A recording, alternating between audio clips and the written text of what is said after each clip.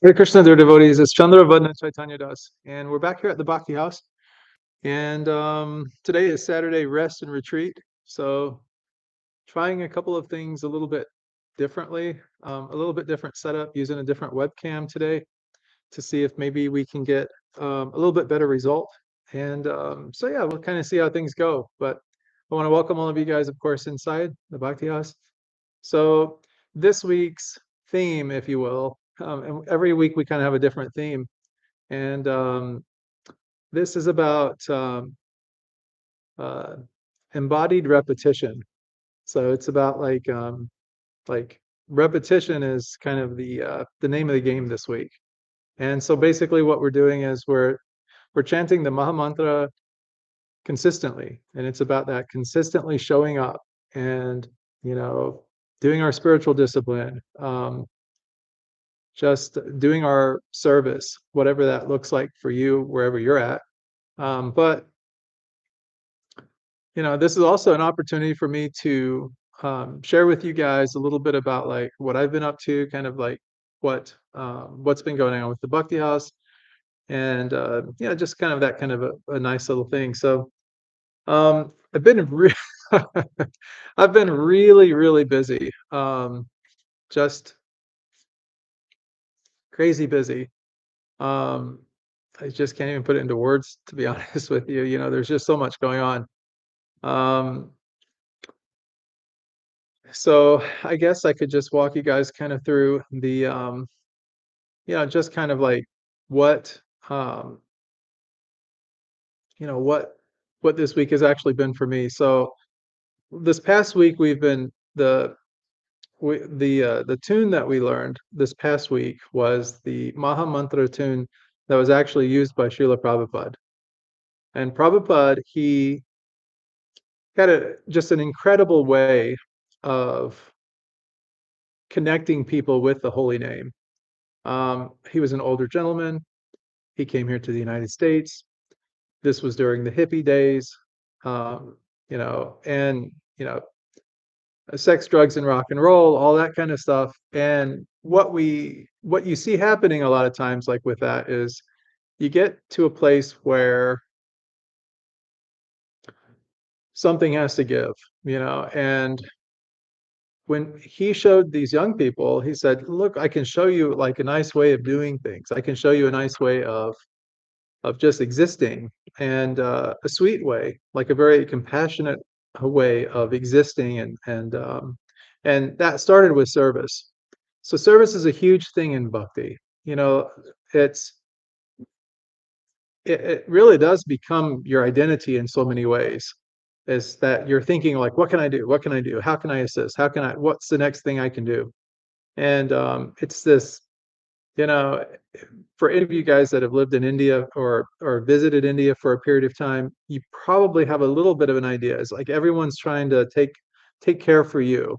That used to be kind of the way that people presented it. No, no, no. How can I take care for you? What can I do? Oh, do you need this? I can do this for you. What can happen? This, that, the other. So, and you know, that was kind of imbibed in me just kind of at a young age. You know, how can I assist? What do you need help with? What can we do to help? And that type of thing. So we did that, and then it's kind of like, you get a little bit older and you see that the world isn't always like that, and that people are always not so caring. And that not to be bleak or negative here, but it's people tend to, it's not that they don't care, it's just that they care more about what they're doing and what's in store for them or how they and it's less about what can we do to help each other. So I kind of grew up in a collectivistic family, collectivistic community, society, actually. And so for us, it was really all about, taking care for others and, looking for the problem, looking for the need to because wherever there's a problem, wherever there's a need, that's where you can actually assist, and that's where you can help. And that's where when you show up, um, you've already identified that, hey, this is really the most important thing for me to focus on right now. So to get back to what I was kind of saying earlier on, this week is really been about focusing in on those immediate problems, things that need focus and attention and that type of thing. And so you got a lot of paperwork and things that we have to get filed with the city here in Jackson, for the Bhakti House, so that we can get this place even get it so that we are allowed to have services and everything here, to where it's a possibility for us, and then we can get so many other things kind of taken care of. There's a long, long list. Okay, so if you feel like donating or helping out in any way, shape, or form whatsoever, it will definitely go to good use. I promise you. When you get something started from off the ground, that is really where the biggest need is. Okay, so we've got to start, and sometimes it's just taking some initiative to help people and to kind of spur some excitement or spur some movement and to continue on in that. And so that's the hope anyway. And of course, that depends on most of you guys watching, who have subscribed to the channel or who will subscribe to the channel in the future, and who just may stumble across this video at some point, who's maybe not watching it now. And at some point, though, you'll see that you can, um, oh, you can make a big difference in so many different ways. Like I said before, a building is just a building, but it's a community that really makes that building. It's all of you that really make this place come alive. And it's where we're at. And so this is one Bhakti House. Maybe at some point there'll be like enough help that we can start another Bhakti House and another Bhakti House, and then just spread the love, in other words, and just kind of keep things going. So that ideally would be such an amazing thing, to really be able to help people in so many incredible ways with their spiritual development, and really with their just giving them a place. Like sometimes it's just nice to have a place to go to, and to take a little bit of shelter, to say your prayers, or to engage in kirtan or engage in community, and to connect with other people in a safe way. Um, so there's that bit. The rest and retreat today is this idea of repetition and embodiment. It's about like this: we've gotten back to the holy name, we've gotten back to spirituality, we've gotten back on track with diet and exercise and all these kind of things. Whatever it is that you're trying to get back on track with, whether it's spiritual or not, that is kind of the objective. So we're kind of all in this together, even though some of us may be taking slightly different paths or tracks, or have slightly goals in mind, that type of thing, or have a different way of looking at things. So and that's fine. That's fine. But Saturday is really a day of rest. Okay, it's a day of retreat. It's a day to um, let things go. And the awesome thing about today is what it is. It's not just a day; it's a Valentine's Day. That's right. So people have Valentine's. Guys, if you guys want to check out the blog, I did a Valentine's Day post for you guys, and you can just go to the bhaktihouse.org. It's TheBhaktiHouse.org. That's our website. You'll see a thing in the top of the header there that says blog. Just click on blog, and you will see our Valentine's Day post. And you'll probably see those as well. You're welcome to check those out. Yesterday was Sri Ishwar Das's disappearance day. So it's like his passing, and we did a little bit of a celebration for that. I got a nice post on there as well for you guys if you want to check that out.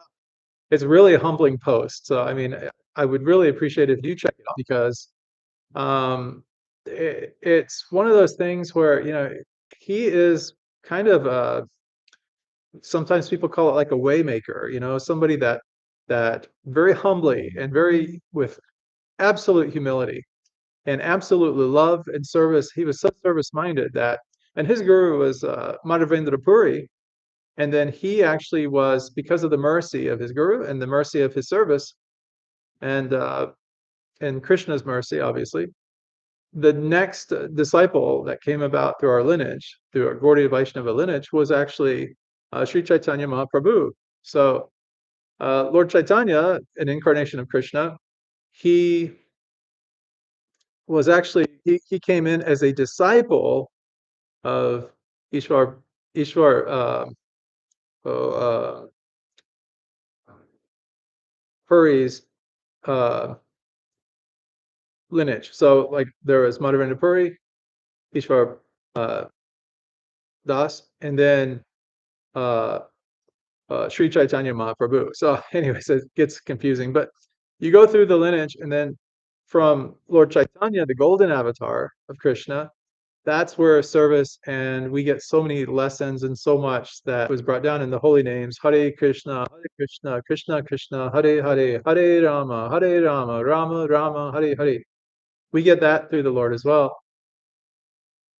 And it paves the way for this mercy in this age of Kali, the age of darkness, and where, there's a problem around every corner, and it can be exhausting if you don't have the holy name, or if you don't have some kind of way of turning to God, or like decompressing in that. And so Saturday is the day of decompressing in that. And it's also, of course, Valentine's Day, right? So we get to celebrate that here in the United States. And I put together a nice post for you guys, like I said, and it's all about this question of like, what is love? And in that post you find out that it's service, and it's doing service for anyone really, but for the object of your affection, the apple of your eye, however you want to phrase it, but that's kind of the way it goes. So, what do I got for you guys today? Well, I did put together a blog post, so you guys can actually check this out. And that's actually what I've got here. And these also serve as kind of my notes as well, just to kind of keep things on track a little bit. What is nice about doing the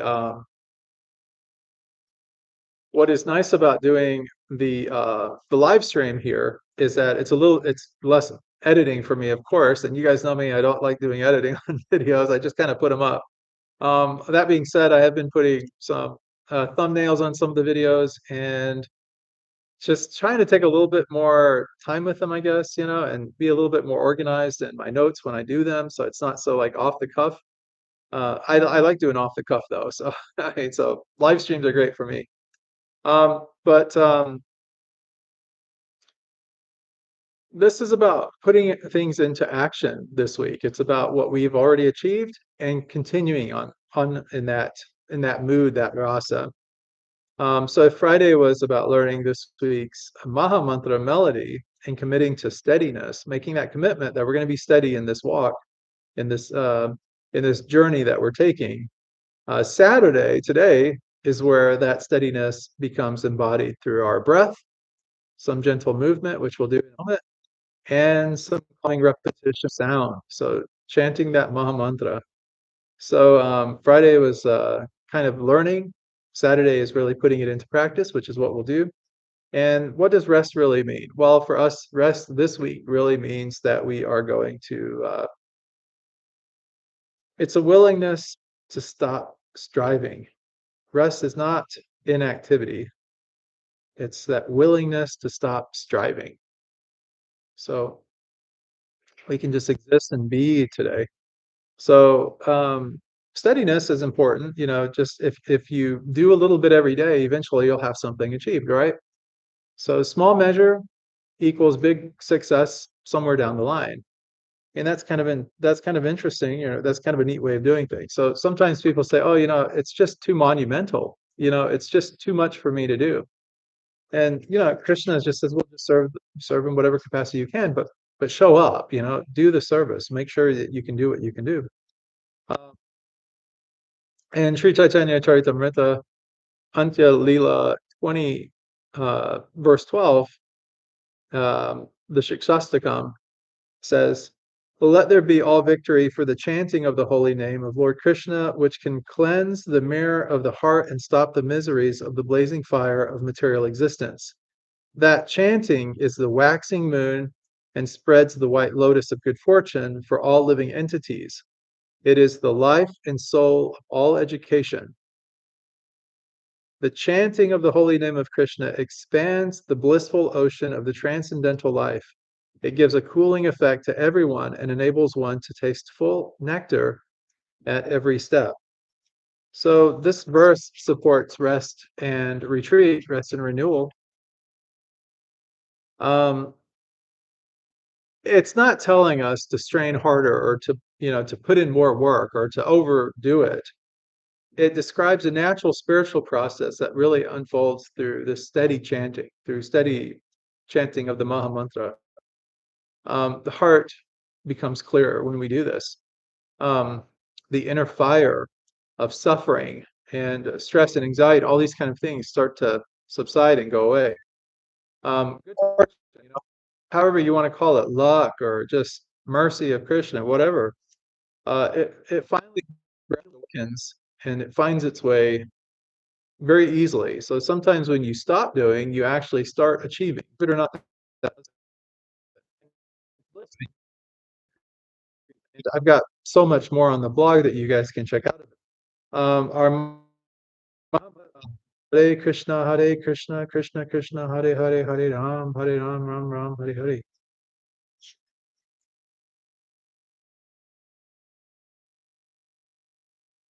So,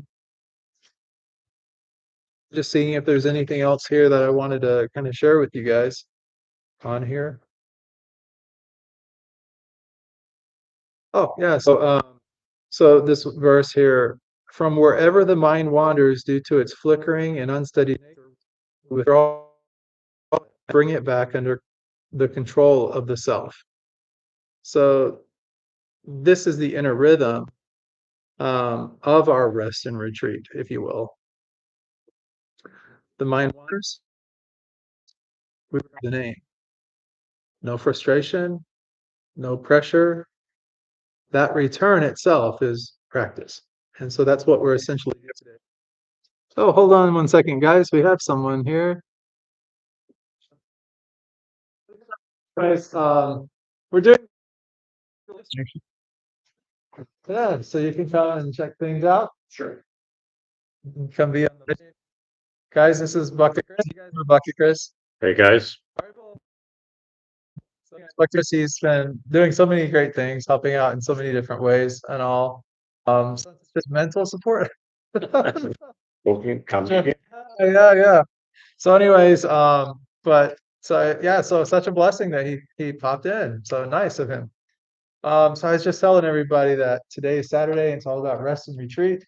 Okay. It's about letting things go, no stress, no pressure. If the mind is wandering, we return it back, and then just that is itself kind of just the nature of today. Yeah. So it's kind Yeah. of good vibes, all that kind of thing. Absolutely. I'll develop. No, you're okay. Oh, all right. You can step inside the frame. Come on in. We can actually step back. There. No, there we are. There is Chris. Yeah. Too far. Too far. So yeah, so everything is Okay. good. Yeah. Have you did your yoga thing yet? Not yet. We haven't done the yoga part yet. Okay. I was gonna ask a favor though. These boxes are driving me absolutely nuts. And I was wondering if we could use your truck to Transport them to a better place. Is that what you're trying to say? a better place. Sure. Yeah. Just to get them out of here. And then I think after that, it's not too bad. So we got the chairs and stuff lined up there. Yeah. Such a guy. Put it up in your car. Yeah, and so we're just gonna have a little bit and stuff. So let me get you a chair All right. and you can enjoy it while you do the yoga and everything. Sure. Be the critical review guy. Yeah. Who are you doing right here? Yeah, I'm gonna try to set it up over there. Okay. Are you warm enough? Is it warm enough? Yeah, it's nice and warm. You got the dog parking back. Let's see if I can do this. Okay, guys. So, guys, doing it a little bit different today. So, maybe we're gonna do this a little bit for the yoga. And I don't know if you guys can see me too well or not. See if there's a way to zoom in this in. I don't know, you need the lights on or? See if that works. You got a phone over. Oh, Mr. Jennings, did you want some chocolate tea? Yeah, I could use that. I was gonna pick up something and bring it in, but if you got. It's okay. Tea. Yeah, All right. Oh, that's I can never get orientated in this place. I don't know what the kitchen was, or stairwell. Yeah. Not that different. The wall.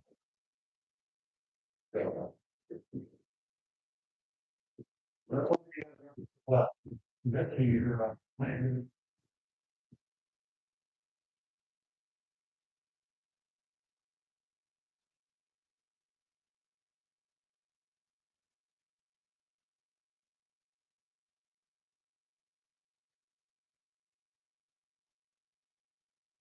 Guys, I just went downstairs to get Bhakti Chris a cup for some tea, some chai, and he couldn't see very well. I kept the lights off down, and so as you go down, it's like in the basement. So anyway, Yeah, if you hear a crash, boom, tumble, that'll be me. Oh, it's up here, all right. yeah, I think a little prepared. Yeah, appreciate it. Oh, yeah. Well, it's probably text Sarah here, she's up, she usually is. So you don't get a response from tonight. See how she's doing? Yeah. What, did you get everything set up for Jennifer? Not yet. Thank you. Yeah. Okay. Is that for you? Yeah. Is she up or is she? I have no idea. Probably. I'm assuming, but who knows? Yeah. Okay, guys, it's Chandra back, and I know this is kind of like a. Wasn't expecting a visitor here. Wasn't expecting Bhakti Chris. It's the more the merrier, right? And it is Saturday, rest and retreat, so it's all about just chillaxing. So now we'll do a little bit of yoga, just kind of warm up the body a little bit, do some stretches. I'll give you guys some feed. I'll let you guys kind of know what's going on with the whole diet thing here with old Chandra. And no, it may look like I've lost quite a bit, but I haven't. This is just a 2X sweatshirt. So I think this will work pretty good. So what we're gonna do. Oh, I see what you're talking about, those open too. Yeah, I think I'll take the yoga mat here. And yeah, I think this might work. Maybe closer. Oh, you playing music in the background there? Oh. Well, give me some Kirtan. I mean, I could call up on your phone. I mean, as you do your yoga. That's okay. Okay. That's okay. We don't want to get too crazy. Too crazy with it. So there we go. So guys, just a little body warm up first. I like to do a couple of twists.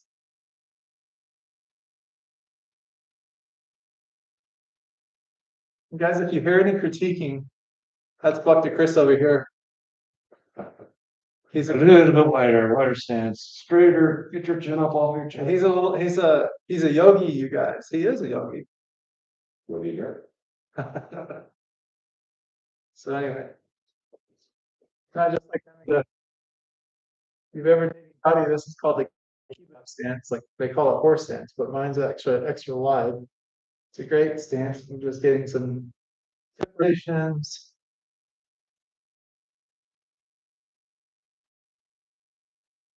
When you're doing this, you want to engage that core a little bit. Yeah, as much as you can.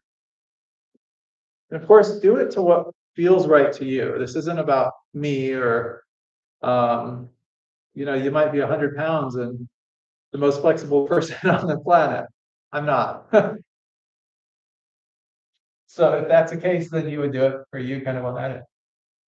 And that rolls right here, actually kind of in the way, being able to go down, but hopefully one day those will be a little bit less. So you got yoga pants on.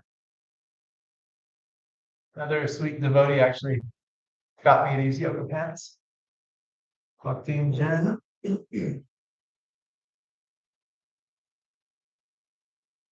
And I'm just kind of getting some warm up going up. I want to warm up the joints, warm up the hips. That's where we'll be doing a lot of the stretching through. You don't want to start on a body that's really cold and snap something. When you get to be my age, it becomes a little easier to snap things. You don't want to do no snapping. So just doing some regular stretches here. Going maybe from one leg, the next leg. Again, you have to trust your body on some level. Don't overdo it. I find that if I widen my legs too much, even though I feel like I can go a little bit more, I feel like on this side, right here, like kind of in the buttocks area, this ends up I end up getting kind of like what do you call it? Like a muscle will tighten up and contract, and it becomes very painful almost. It's like not a Charlie horse, but like a cramp, like a muscle cramp. The muscle cramps back here, and then that's really kind of painful. And then I don't, then your desire to do diminishes. So it's better to be consistent with a little and then work your way into uh, being in better shape than to try to overdo and overcompensate and lie to yourself and say, I'm in better shape than I really am. Sometimes just taking ownership is very humbling, and that's okay. We're all at different places. But bring the legs back in again, and this time we can maybe bring them in a little bit more, and then come down. So you want to kind of feel the stretch, but you don't want to overstretch till when you pull some.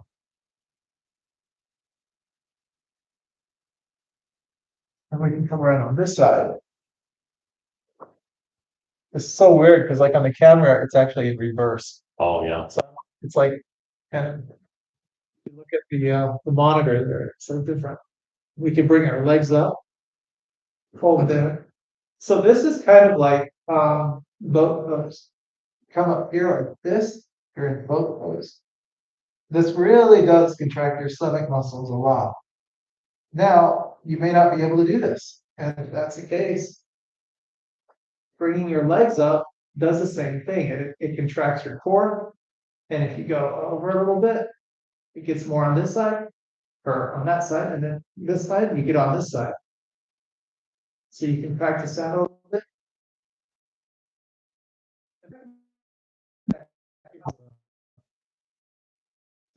To burn units. Whatever.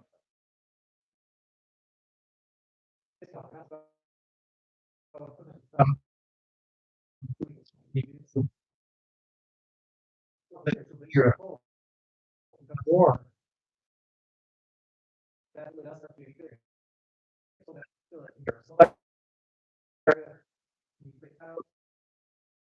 And just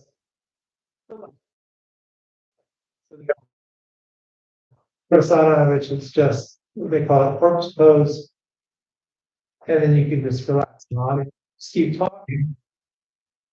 Um, and just concentrate on your breath a little bit. And as you exhale, you can think of the Maha Mantra. Hare Krishna, Hare Krishna, Krishna Krishna, Hare Hare, Hare Rama, Hare Rama, Rama Rama, Hare Hare. Then just expel the rest of the breath when you do that. And then a deep breath in, and the same thing. Hare Krishna, Krishna Krishna, Hare Hare, Hare Ram, Ram Ram, Hare Hare. And then expel the rest of the breath. Just let it kind of naturally come out. And again, the same thing. Hare Krishna, Krishna Krishna, Hare Hare, Hare Ram, Ram Ram, Hare Hare. Just let your diaphragm release. And you can do that for a little bit of time to whatever feels right for you. And then when you're ready, you can do bridge again.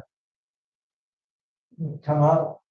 And of course, the more that you're down, the more that you're going to feel that it's a little serious. Then come back up.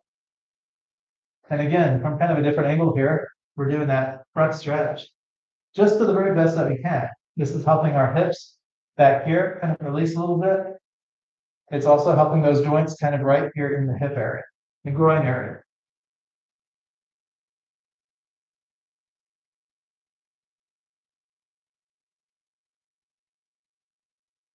Then we can scooch back a little bit.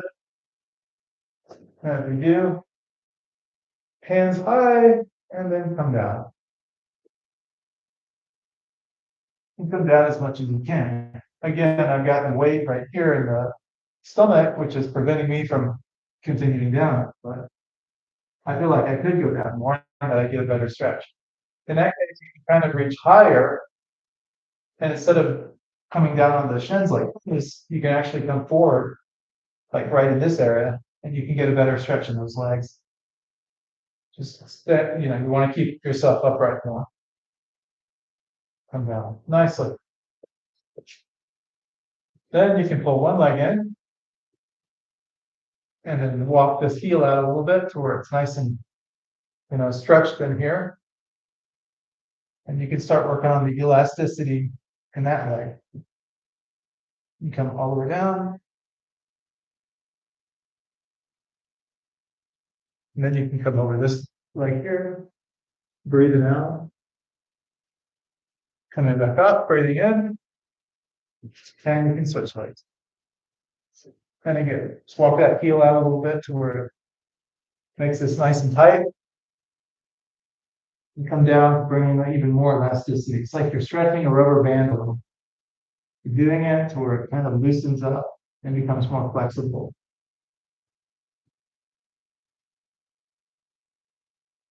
Come up nice tall. And just stretch those muscles. Up and then over this leg.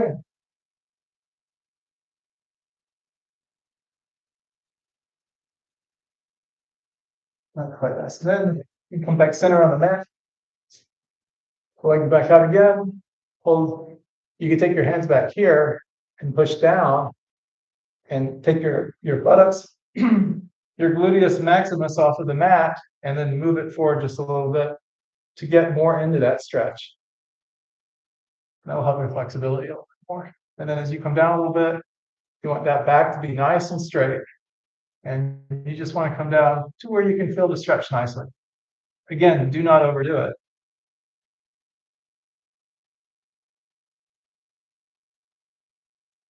You have to trust your doctor, of course, and then you also have to trust yourself, your body. Again, do not try to overdo things. You'll get to where you want to be sooner by trusting your body and doing things in a nice way, and then just pushing yourself slightly a little bit. But we don't want to overdo it, not at all.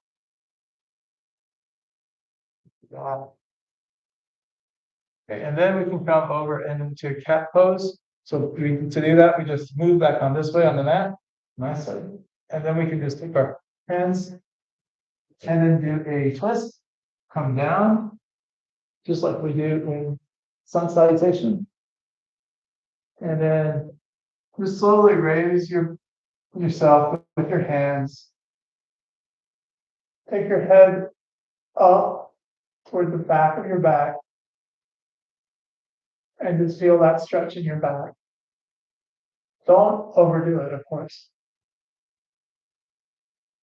And then you come back down nicely as you breathe out.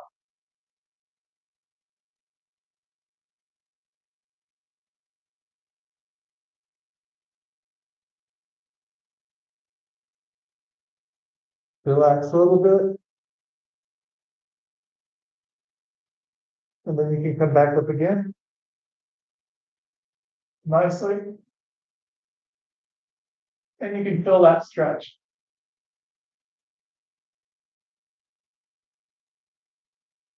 You should feel it in your back, but you should also feel it in your stomach.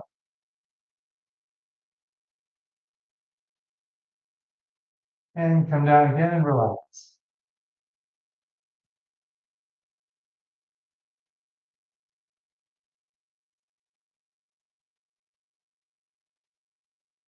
Now we can take our toes, put them on the mat on the floor.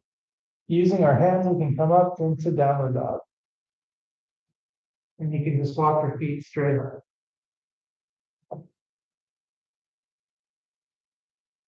You can feel that in the top of your legs.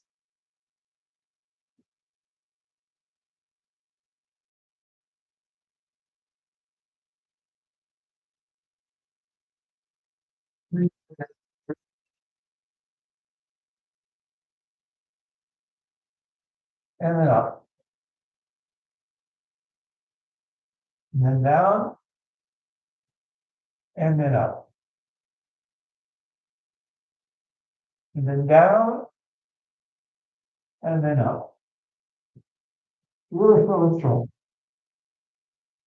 And then we can take our feet, planting our toes back on the ground, come back up into downward dog, and then we can start to walk ourselves up to our hands.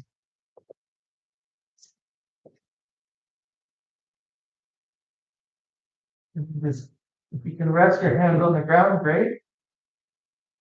If you couldn't do this before, you can now. It's thanks to the power of stretching. If you can't do it, you can take your hands and put them behind your shins and just kind of press into that. And then we come back up and around into prayer pose.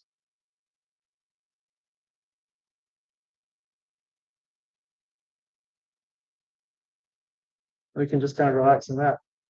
Hey guys, thank you so much for the yoga part, for participation. If you want to continue doing yoga on your own, feel welcome to do that. What we're going to do now is we're going to actually get into the Kirtan. I've got Bhakti Chris here, which is great. Because somewhere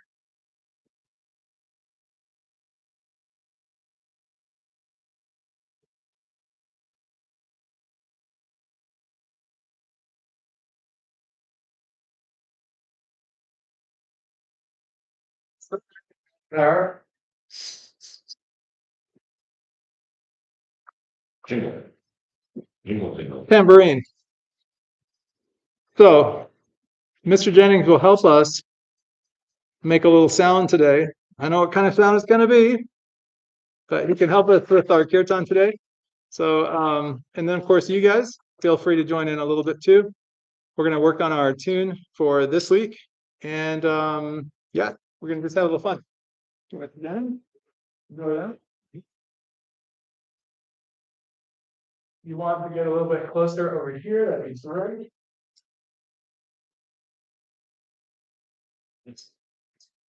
I'm just taking a chair. Take a chair up here.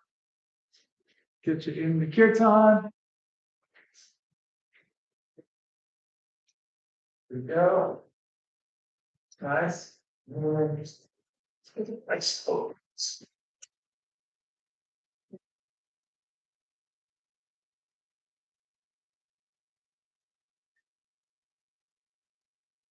Oh, I can say that. Dun, dun, dun. Dun, dun, dun. Look at that. Perfect. Oh, what's yours? You know, or? Yeah, it's our harmonium. Oh, I'm correct. That's the that one. Yes. Have you heard Bryce? Lately? Your price is still important. Yeah.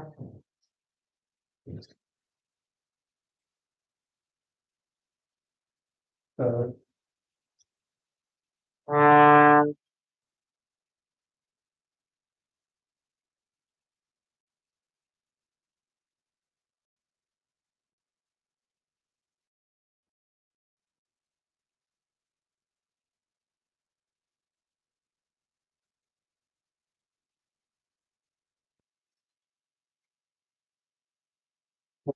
this is one that we really practiced last week. So I think people have kind of really kind of got into it or learned it. But for some reason, it just feels like today is a good day for it. We have another tune that we've been kind of learning, but it's still a little bit fresh. So maybe for now, just kind of stick to this.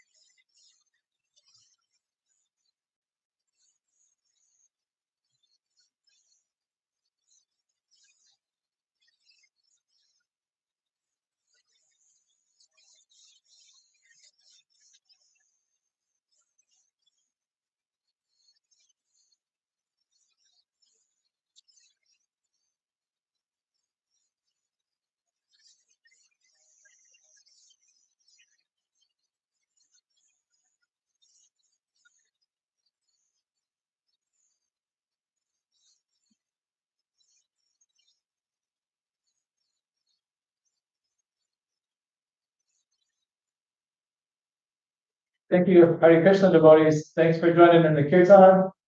I know it's a little bit short and that, but I'm going to visit here with Bhakti Chris for a little bit and hang out with him for a little bit. And you guys, of course, are welcome to stay along and just kind of enjoy the company. But again, today is really about rest and retreat.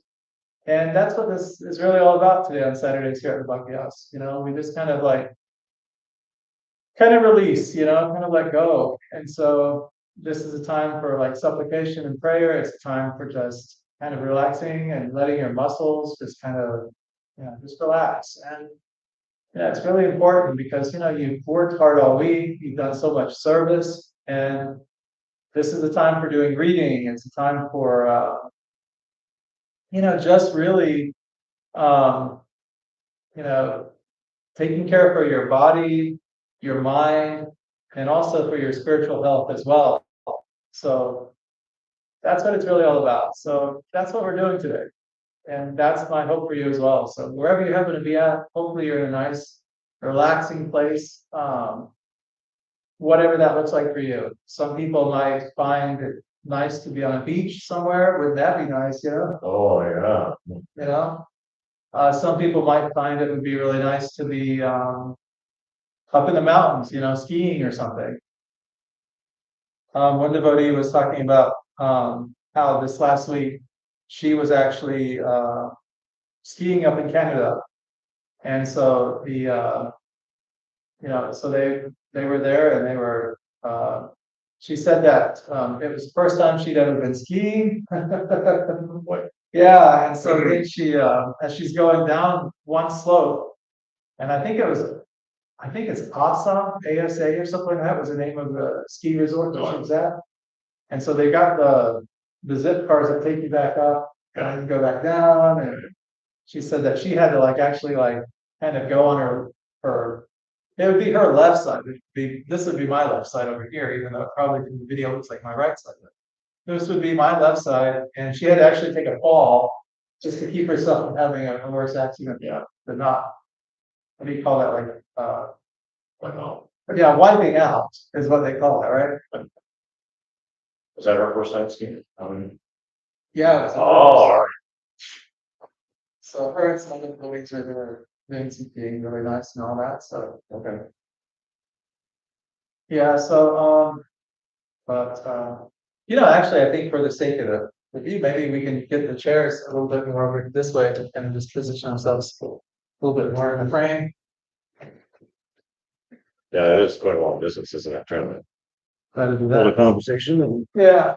So just kind of relax and chill. it's just perfect. Yes, that's it. Yeah, I saw. Yeah. So guys, Chris here, you know, he's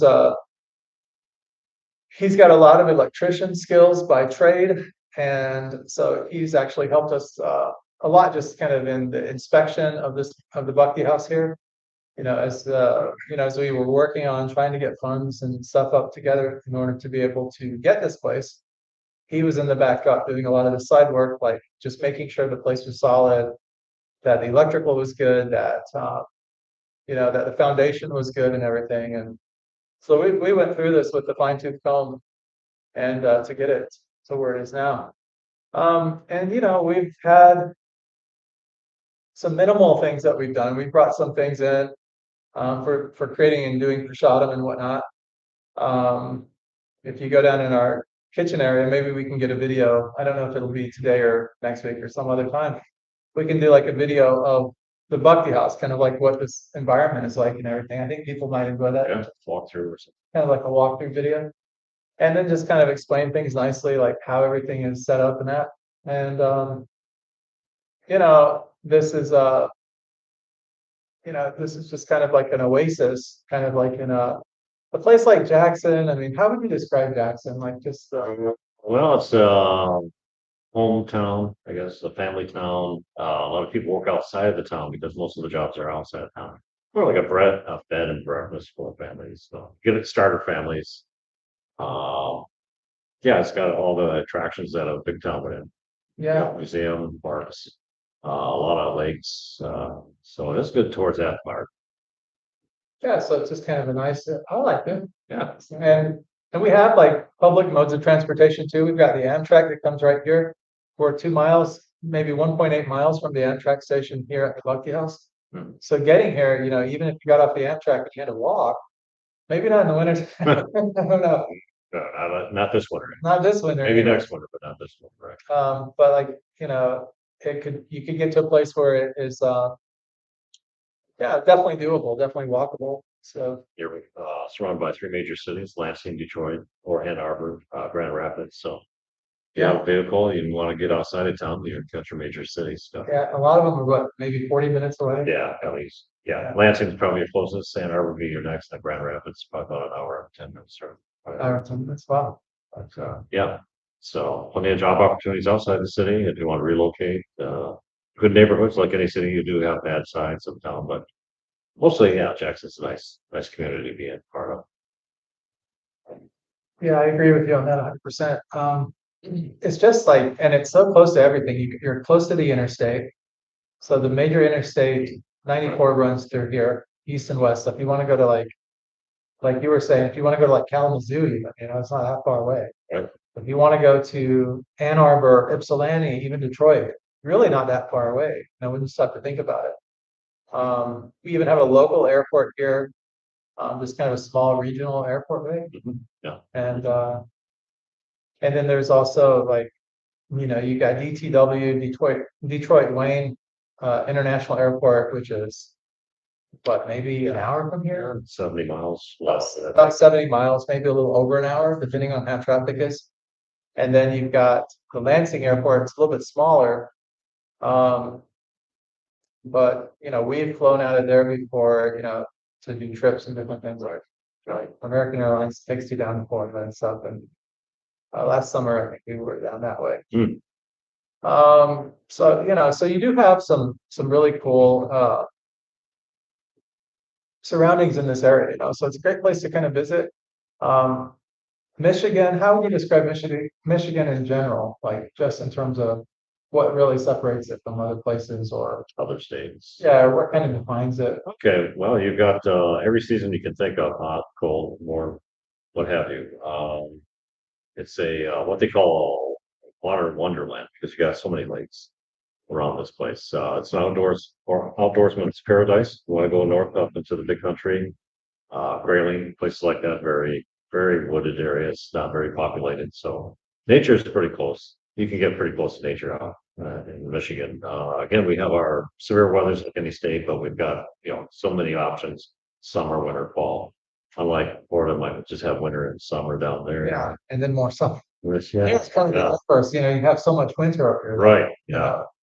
Yeah, so it's a hardy place to live, but a lot of people that move out of state move back because it's there's such a variety of weather, good, bad, or indifferent.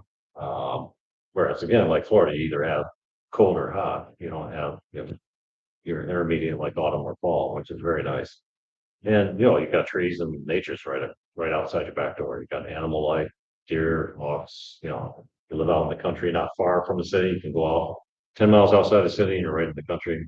So if you're an outdoors person, yeah, this is a place where you can really test your outdoor skills or enjoyment, or whatever. Yeah. And like last summer we were all at the park over there, Rod Mills Park, and Right. doing kirtan and having a great time, eating prasadam and just Yeah.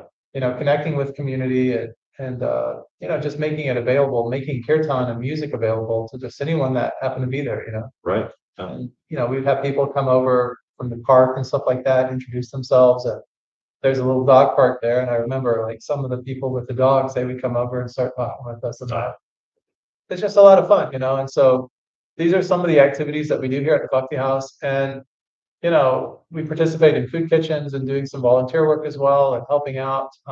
Bhakti Chris also helps with that. He's done a lot with he's given away like cereals and all kinds of different staples and things like that we've been able to go and give out to people and really help and assist. Especially when it's super cold outside. Jobs are maybe not as plentiful. People are taking off. We had a really bad flu epidemic this year. So a lot of people were without work. So, every little thing you can do to help them in their financial situation really does help, whether it's providing food or, just comfort or some prasadam, making meals for people and stuff. And I don't know if you guys remember or not, but Bhakti, he was, he's someone, he was an older gentleman, and he's someone that we had prepared meals for, and he was in some of the earlier, um, I don't know if we have any footage on this channel or not of Ronnie, but we had done a lot of service helping him out and his family. We cooked a lot of prasadam and brought it over to him and served him nicely. And Bhakti Jennings here, he actually did some work for him and stuff. He had a lawnmower and stuff, and we ended up together sitting down one day, and it was a coil on that lawnmower. I remember we had to fix it. Yeah. So we were trying to get some things together, just kind of in that capacity. But when we talk about bhakti and really what it means, it's about showing up. And so that's what this week is really all about, is just kind of showing up. And when you get away from something, it's about reeling yourself back in to do it again.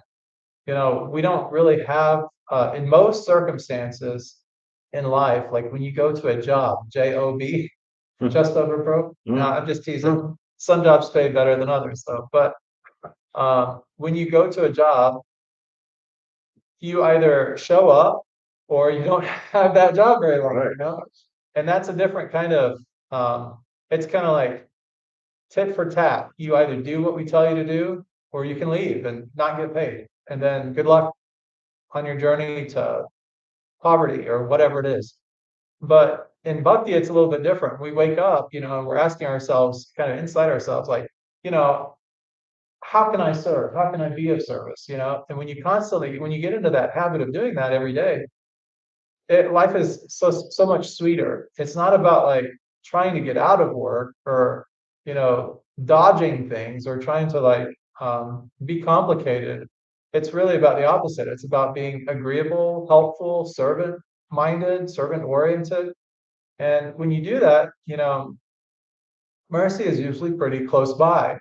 So Krishna has a way of giving us this mercy. So when you're doing this nice service, and we're not doing service, like when you do selfless service, you do it selflessly, right? There's no outcome or agenda that you're trying to receive or get. But the byproduct of just doing service and having a service mindset in general is that I'd say good things usually happen to people that are servants, You're learning new skills, for example, so that's empowering. Like when you're learning new skills, it's empowering. It's also very humbling as well, because you all the time are finding out that you don't know everything that you think you know. Yeah. So we get some life lessons like in bhakti, as we're just kind of living life and, trying to get on with things. And,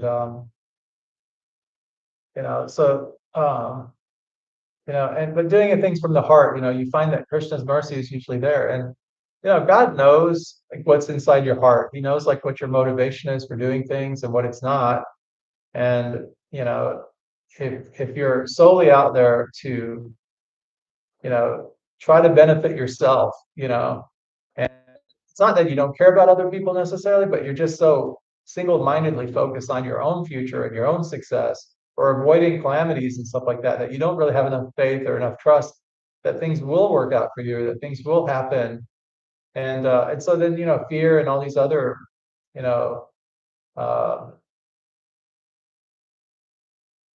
negative states start to creep in. So like, for example, like if you read the Mahabharata, which is like the longest epic poem ever written, it's where the Bhagavad Gita actually comes from.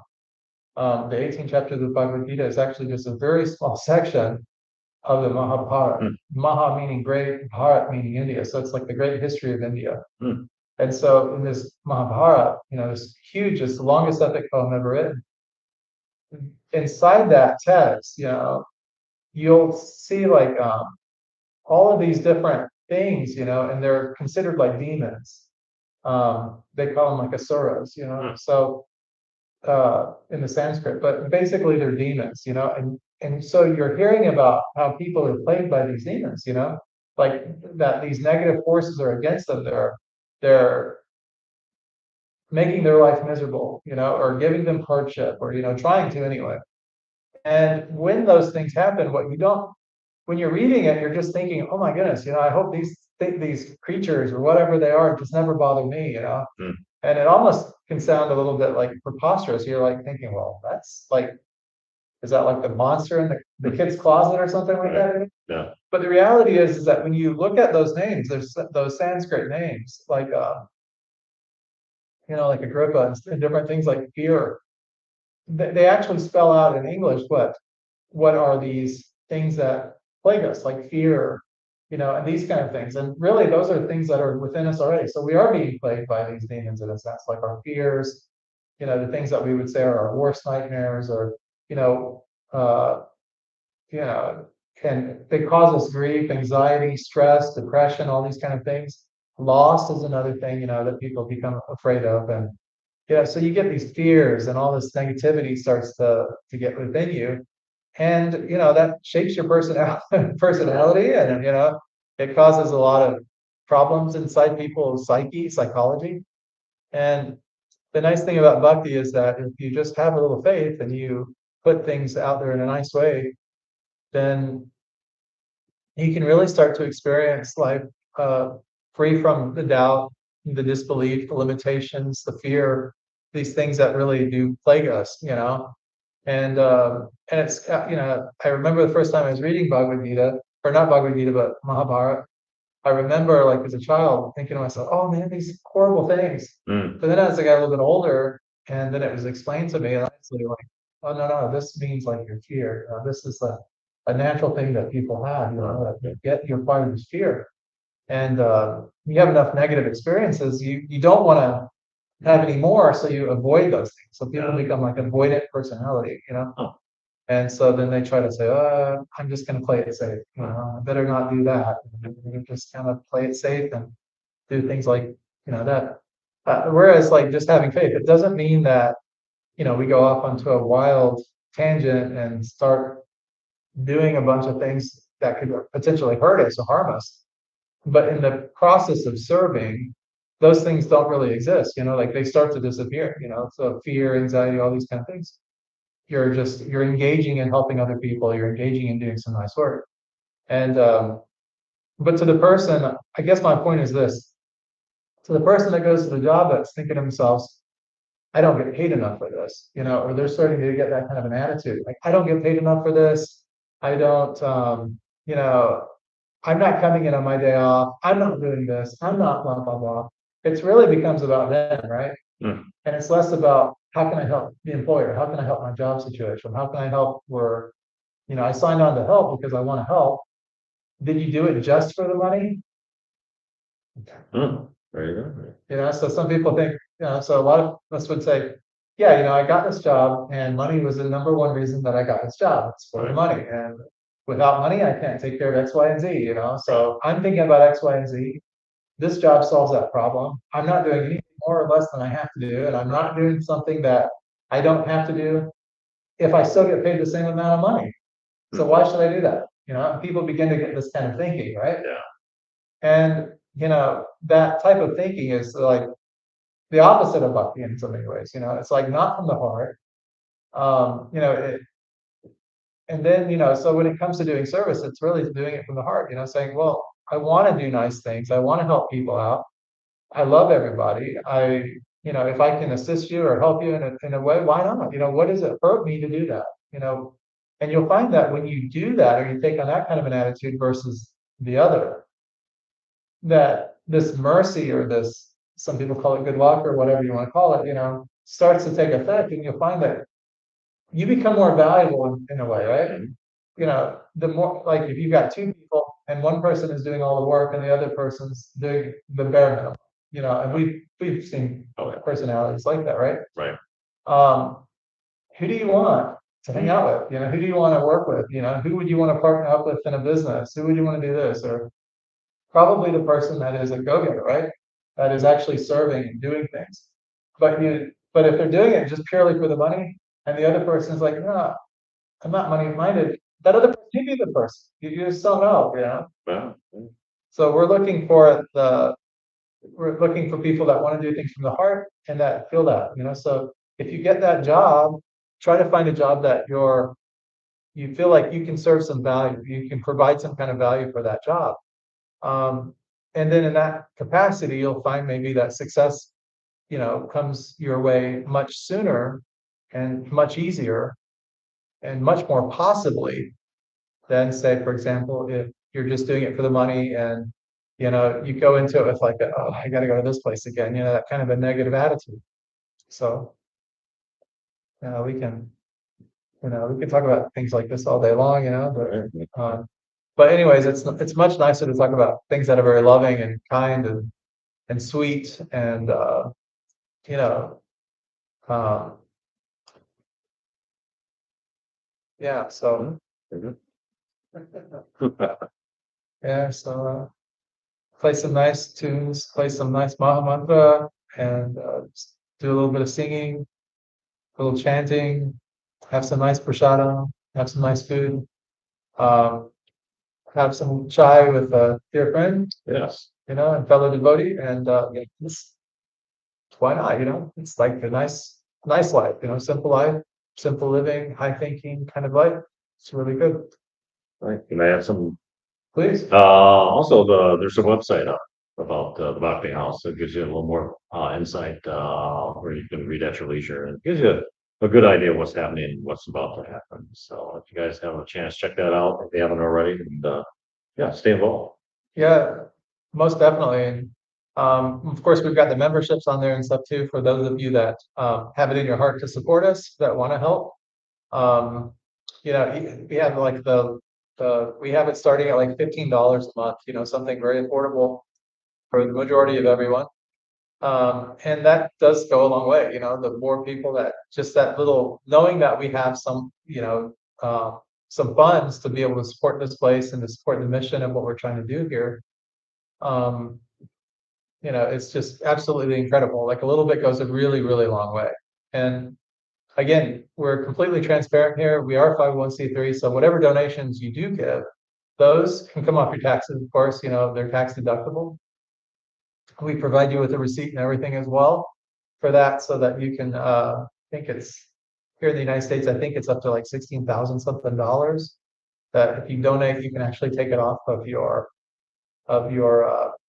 income. I think, if I'm not mistaken, I mean, check with your accountant, your lawyer, whoever, about those kind of things. But that's just something that someone had mentioned to me, so I'm not quite sure. But check that out.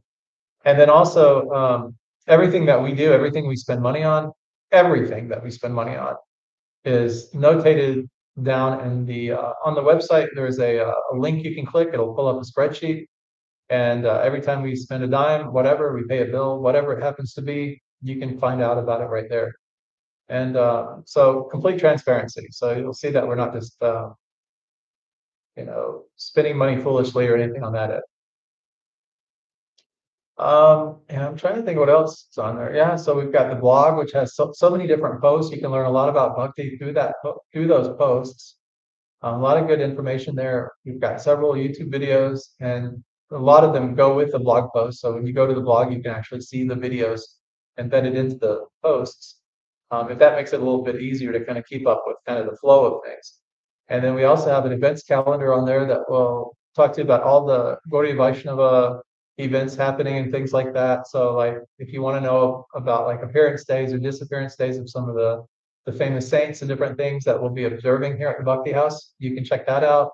Of course, we always have our Friday night kirtans, our Saturday rest and retreats, and then our Sunday satsang and feasts. Those are all on the calendar as well, on the events calendar. So you can check that out as you like. And if you happen to be in this area and you just want to like connect with us, we can always do that as well, and have get-togethers, and involve you as well. We can do that kind of quite nicely. So and we'd love to meet you, if you're ever in the Jackson area. And then if nothing else, pray for us that we can get some of the city stuff worked out, so that we can start more opening this place up to the general public, so that we can have more public kirtans and everything. It's still winter time and it's really cold here, so probably around summertime and all, once we start to where we can open up the doors and put some letters on our sign outside or get our signage going, different things, and have all this paperwork and everything in order, then, we can start opening up to the public. And then, of course, you guys can participate remotely as well. We'll have it just like what we're doing now, live streaming. We'll have that option available as well during that time. And Address and phone number on the website. yeah, the address and everything, and the phone number is all on the website. You can check that out. And yeah, and if you want to reach out to me, the director, my email address is just Chandra, Chandra, and it's at thebhaktihouse.org. That's just the website. So at website. So Chandra is Chandra at thebhaktihouse.org. I'd love to get your emails if you have any questions. If you want insight on anything, or you have something that's bothering you and you'd like to talk through, of course, everything between us individually, privately, is all private, confidential, and never shared with anyone. So just know that that's an option for you if you need some pastoral counseling or something along those lines. I'm definitely here for you. So I guess, yeah, so that's pretty much it. Wondering if there's really anything else that we're going to cover. So Covered quite a bit. A lot of information to digest, a lot of information to look at on the website. If the questions aren't answered through the website or here, yeah, just get a hold of Chandra at his email. And like I said, we have to correspond with it. yeah, So I think yep. And yeah, and so like on the membership levels, I guess the last thing is really just on those membership levels, there are different tiers, and different gifts for, like, there are just things that we decided from the heart that we wanted to give back. And of course, everyone that signs up and everything gets a mala, of course, to do japa on. And maybe we'll even have a class on that here at some point to kind of show people like how to actually use a mala. It's really not too difficult, but then again, I've been doing it my whole life, so it's probably not difficult for me, but anyways, it can be like, a spiritual experience, if nothing else, for you, to do one round. Hare Krishna, Krishna Krishna, Hare Hare, Hare Ram, Ram Ram, Hare Hare, and then the next bead. Hare Krishna, Krishna Krishna, Hare Hare, Hare Ram, Ram Ram, Hare Hare. So, you guys can check that out as well. But anyways, thank you guys for spending your Saturday with us. This has been just such a blessing already today, and the days really just kind of get going for us. We'll probably do a little bit more yoga here later and take some rest, and just kind of take it easy. And we'll have some nice prasadam, some simple prasadam today, just for digestion purposes and that. Oh, I know what I was going to tell you guys. So I've been letting them know about my kind of weight loss journey. oh yeah. Weight loss journey, like, I got so busy and so stressed with doing so much work for this place and for all the other service projects, that I just kind of let the diet go out the window. And then wintertime, you're eating heavier foods, that type of thing. So, and then of course, Right. so, and you overeat. So that was a big part of it, is just the overeating side of it. So just to kind of give you guys, so this past week we had Ekadashi. That was on Thursday and all. And that was Vijay Ekadashi. For those of you that don't know what Ekadashi is, maybe this is your first time stumbling on this video. About twice a month, we have a day that is dedicated to fasting. And I could go into the titis and turtas and all this kind of thing and explain it on the 13th day and blah, blah, blah. I could go into all that detail for you, but to save yourself, let's just say that, it is about twice a month, maybe 3 times a month on 1 month out of the year or something like that. But, and it's a day of fasting. And it's a day where we fast from grains. So like we wouldn't be taking lentils. We wouldn't be taking like bread. We wouldn't be taking anything with wheat in it. So it'd just be like, we kind of nicknamed it like Fruits and Roots Day. So it's a day where like you take maybe like sweet potato and just something very simple on the stomach, maybe some sweet potato or not arrowroot, but it's you might take like a little bit of nuts or something like that, but just very, some fruit, um, you know, just some basic things, not overly spiced anything, but just really just enough food just to kind of like make your stomach feel content enough, so where you can carry on in your day. You don't want to like deprive yourself of like uh, to the point where you're like just only thinking about your hunger. You want to just kind of restrict your diet to where your consciousness is awakened more, to where you're just really thinking more and more about Krishna and about God. So that's kind of the whole point of it. And during these times, we're also doing more solitary activities or group activities, but that involve like reading with each other and stuff. And so we'll do some readings, Bhagavad Gita. We'll um, um, read Srimad Bhagavatam. We'll read about some of the pastimes of Krishna, and Chaitanya Mahaprabhu, and so on. But this is just a time of like spiritual, kind of grabbing hold of that day for that reason. And then the next day, at a certain time, there's a certain time period where you'll end that fast. And if you want to know about these, they're on our events calendar on the website. So you can go to the bhaktihouse.org and you can find them there. And these, but fasting has it's something that I'm guilty. I'll tell you honestly, as a devotee, I should always uphold the Ekadashi every time. But this past many months, I have not, and I've been consumed with other things. So now I'm back on track with that. So like I said, like just like with our coming back to the holy name was this past week, now we're about like consistency, right? It's about showing up and consistency and repetition of doing things. You do certain things in a certain way, you get a certain result. And we know this. And so it's just following that, what's prescribed, chanting the Maha Mantra, taking good care for your diet, eating only prasada, not eating like the carny food and things like in the restaurants and this, that, and the other. And then once you do that, you start to lose the weight, you start to feel more healthy, your consciousness starts to awaken more, your spiritual development improves, so you have all these really positive benefits that happen. And but it only takes like something to come out of nowhere to get your attention and pull you in a different direction and take you away from what really matters, like the essence of why we're here on the planet, or, why we're in this body, why we're living this human existence, to be servants of God, And once you come back to that awakening, that realization, then, again, it's about service with the heart, right? And then that mercy happens, and then you start to see a lot of positive things. So to give you guys the insight on the diet and the whole diet and everything going on, I fasted the entire day for Thursday, and then I broke fast yesterday on Friday with maybe a small handful of cashews. No, not cashews. Not macadamia nuts. What are the green nuts? Oh man, you asked the wrong person that question, but I'll try. Oh, green nuts, With the shells. walnuts. I know them so well. We use them. Cashews, right? No, not cashews. Should I look it up on the smart box? No, it's okay. I guess it's my brain not functioning right now.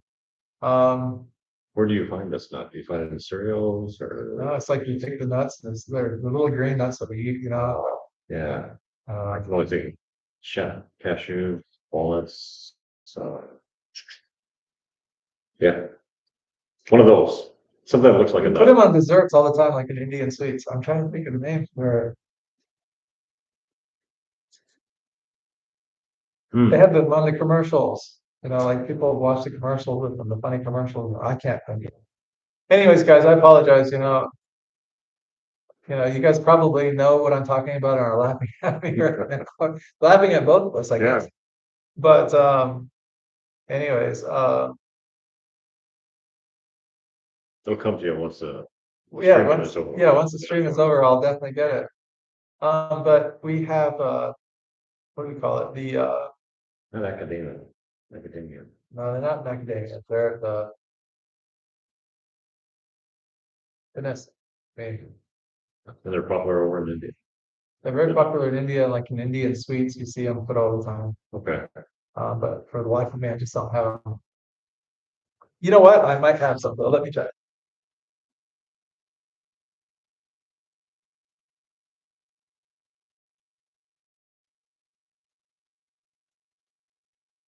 Do they sell them at the little grocery store? Jumbo? The nuts or, Pistachios.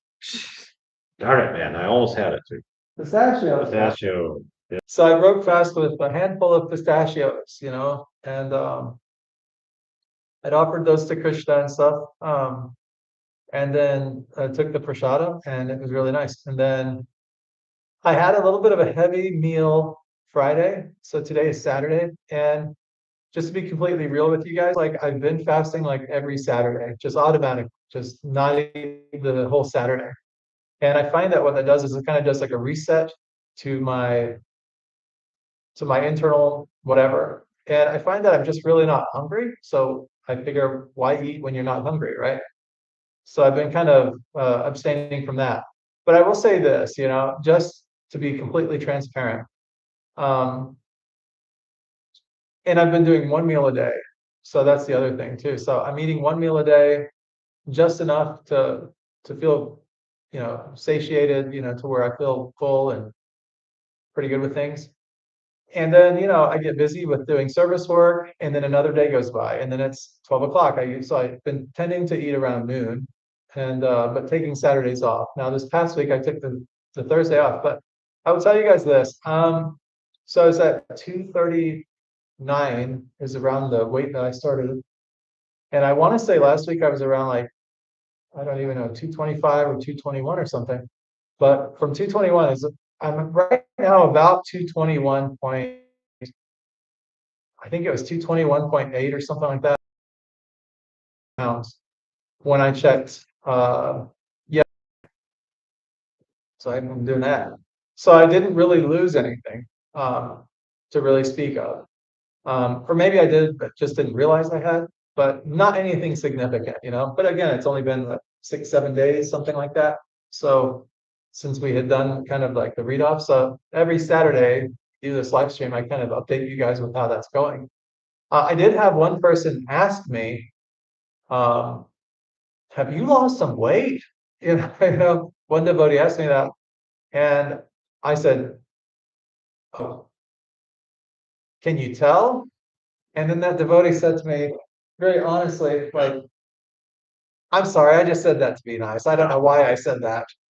So then it was kind of like, okay, maybe I haven't lost any weight. So it's kind of like, okay, well, you live, you learn, you do what you can do. But anyways, more than anything, what I would say I'm the happiest about is just getting the diet kind of under control, to where, I'm not just snacking all day long, eating prasadam, just that. Sometimes when we have the prasadam in the morning, like we'll have khichdi or something like that, like breakfast khichdi, and it'll just sit out. So then you just have that khichdi throughout the day. I find myself, maybe I'm the only one eating it, but I keep eating and eating and eating, and then then next thing it's time for your next meal, and so then you eat that. And you're not hungry, but you eat it anyway. You've been snacking all day, so it's just not good, right? Right. So it's not very sattvic, not very. So it's more rajasic kind of thinking. Still eating prasadam, but just eating like the overeating, and so heavy carbs and things on that end. So I've been kind of watching that, just doing the one meal a day, kind of a monk. I was telling you guys about the monk bowl, so just kind of eating the monk bowl portion, maybe about 16 ounces a day, thereabouts. And it'll come. I mean, slowly but surely it's coming off. It's not going up. I'm not gaining, so I am losing, but it's just kind of like plateaued a little bit now, to where I'm not losing as much, or the metabolism maybe is kind of slowed down a little bit. So that's why today, like during our yoga, I was explaining to you guys kind of about the like getting your metabolism revved up a little bit. So a couple of things you can do for that is, if you of course, Bhagavad Gita says, kind of refrain from eating like spicy, overly salty, this, that, and the other. That's all good advice. Obviously, Krishna gives it to us. But if you have some chilies or something with some heat, you add some heat to your diet. That's one way of also helping out your metabolism, and like kind of giving it kind of like a jolt, if you will, to where you start to lose weight, and you'll find that your body is heating more than it's staying cold, and you're just and that's good for that. So things on that. Another thing you can do, of course, is exercise. Whether it's the yoga here, which is very slow moving kind of stretches, that kind of thing. It's good for digestion, of course, and a whole bunch of other things for your body, just circulation in general, like blood circulation and so on. Yoga has so many different beneficial attributes to it that it's definitely worth doing and pursuing. But if you're into cardio, that's another option. If you're doing cardio, that has another way of kind of revving up your metabolism and helping you to lose weight as well.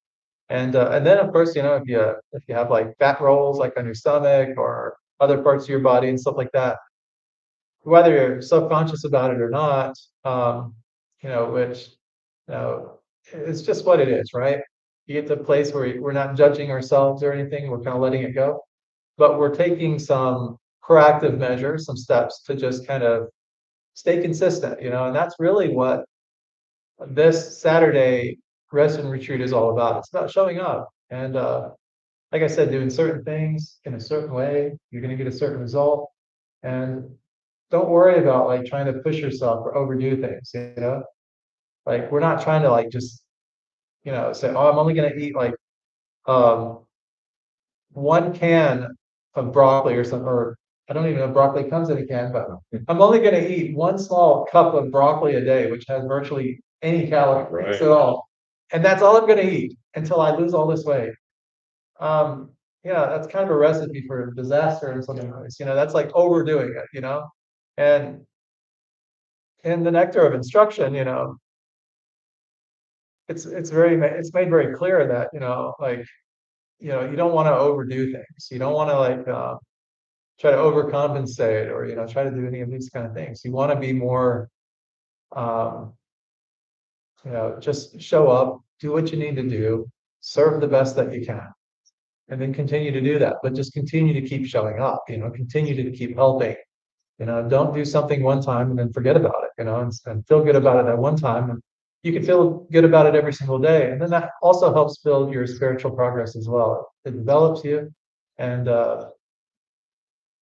and you gain so much benefit from that as well. So anyways, devotees, we've got a lot of really cool things too. We also have a course out too. If you want to learn music, if you want to learn how to play harmonium, and you want to learn how to do it by ear, I teach that on a course. I'll put the link to that in this video, even though I won't be able to do it quite right away. Maybe I can. I don't know. I'll try to do it like after we end the live stream here in a little bit, but hold me accountable, but give me a couple of days to get that going and stuff, because Saturday is time for rest and retreat, right? So guys, Hare, thank you so much for joining us. And I think we're going to probably end the live stream here. But like I said, if you guys have any questions or need to ever reach us, when we do these live streams, you can chat with us, I believe. I believe that there is a way for you to chat. And you can ask questions and things, and we can answer those questions as you like. And we're more than happy to do that. And, and if you can't reach us that way, if you go to the website, thebhaktihouse.org, and it's THEBHAKTIHOUSE.org. You can go to that website, and there's a contact form on there as well and stuff. And again, you can just fill that out. That actually will go directly to my email, so I'll get that from you, and then I can get back with you as soon as possible. If you want to leave your phone number or something, we can text back and forth or call you on the phone. No worries. Anything like that, no big deal. But anyways, I'm gonna let Bhakta Chris here give us a great big Hare bowl to kind of end this. So Hare Bol, Hare Bol. Hare bowl. Oh, Hare Bol! I like the hands. That's just like Sri Chaitanya Mahaprabhu. He used to do that. Hare bowl. A little bit louder. Hare Bol! Hare bowl. All right, guys. Bhakta Jennings, you need to do a yoga with me. You should. Okay, guys. Hare bowl. We'll see you guys on the next episode. And tomorrow is Sunday satsang and feast. So make sure you get there. We're enjoying our chai. Ginger, no caffeine. Really good. Tasty. See you guys on the next episode. Hare bowl.